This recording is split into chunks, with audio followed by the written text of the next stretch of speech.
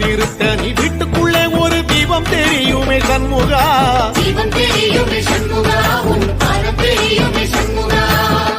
அரோகரா கோஷத்திலே ஓ முகம் சிரிக்குமே சண்முகா, முகம் சிரிக்குமே சண்முகா, முகம் சிரிக்குமே சண்முகா.